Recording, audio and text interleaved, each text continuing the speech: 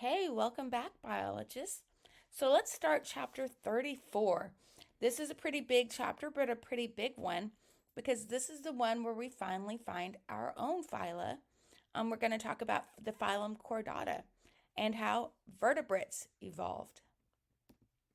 So here's a little organism. This is called Milkenminja fingiao, and it lived in the ocean 530 million years ago. At that time, there were lots of invertebrates in the ocean that were very dangerous and very well defended. They had armor and they had all kinds of defenses to help them really be the boss of the oceans. And this guy didn't have claws, he didn't have armor, but he was related to the vertebrates, which came to be one of the most successful groups of animals on Earth. Vertebrates, of course, are animals with a backbone. So if you feel in your neck and your back and along your back, you can feel those bumps of bones running down your back. That's your backbone. Although vertebrates started in the ocean, we evolved in the ocean, one lineage did colonize land 365 million years ago. That's million years ago. And those that colonized land gave rise to the amphibians, the reptiles, which includes birds, and the mammals. There is more than 57,000 species of vertebrates, and among these are some of the largest organisms to ever live on Earth. Think of how big some whales can get, how big some dinosaurs got. Some of the largest organisms to live on Earth have been vertebrates. And we do see a lot of disparity of differences within the group. A bird and a frog and a fish all look very different from each other.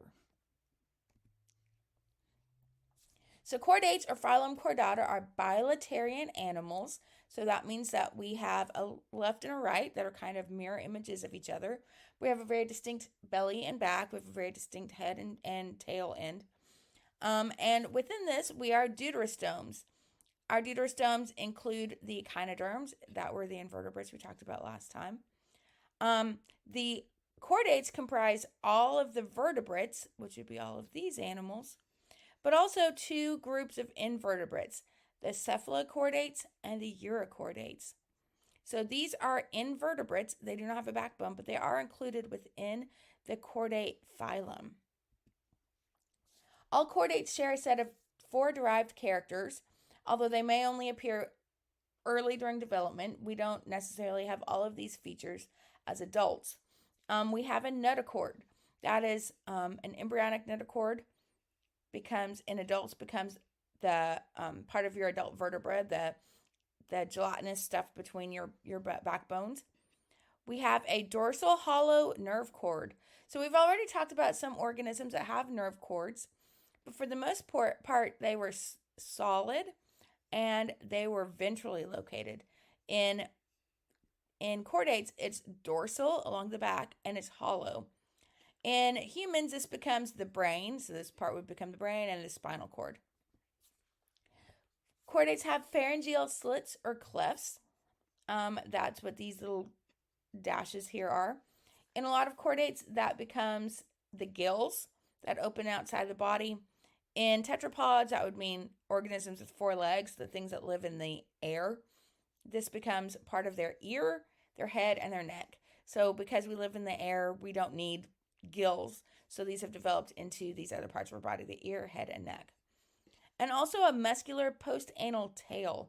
So in a lot of the vertebrates, this digestive system would have extended all the way to the end of the body. But in chordates, the tail extends beyond the anus, beyond the digestive tract. In humans, this tail normally degenerates during embryonic development. So if we go back a slide, the Cephalochordates and the Urochordates, they have all of these features, which is why they are considered chordates, even though they are not animals with a backbone. They are not vertebrates, but they are chordates. Okay. So you should now be able to identify those 4 derived characters that all chordates have at some point in their life. You can expect to be required on quizzes and tests to tell me what are those 4 features, because that's very important in being able to identify what is a chordate or what it's not. Then humans are chordates, but we lack most of the main derived characters of chordates.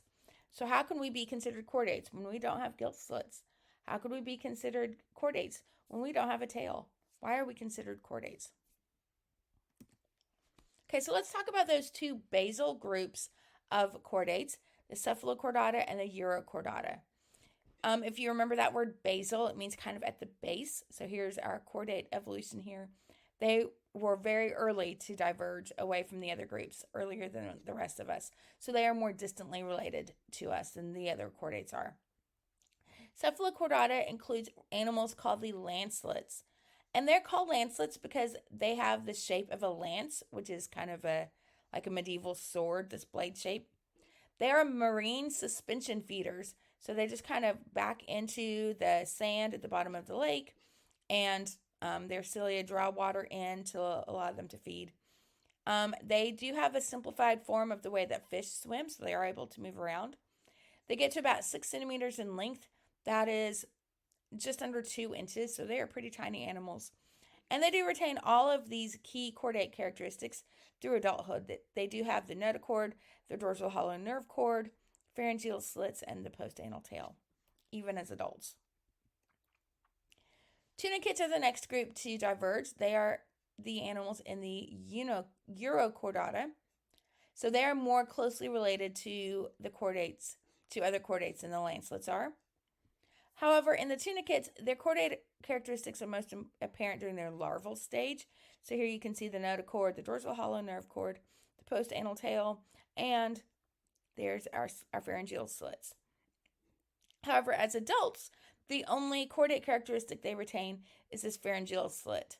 So here's what it looks like as an adult. It's in its larval stage. It has all of these characteristics, but then it kind of, I guess you could say, outgrows them.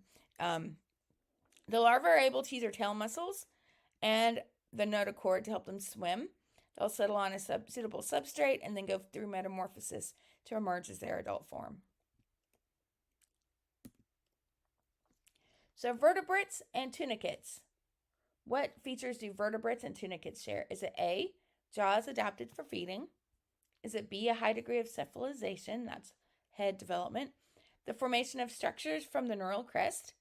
D, an endoskeleton that includes a skull? Or E, a notochord and a dorsal hollow nerve cord? What features do tunicates share with all other vertebrates? Okay, we are going to come back in our next video to talk about how chordates evolved into vertebrates, how we developed a head, and I'll see you then. Let me know if you have any questions.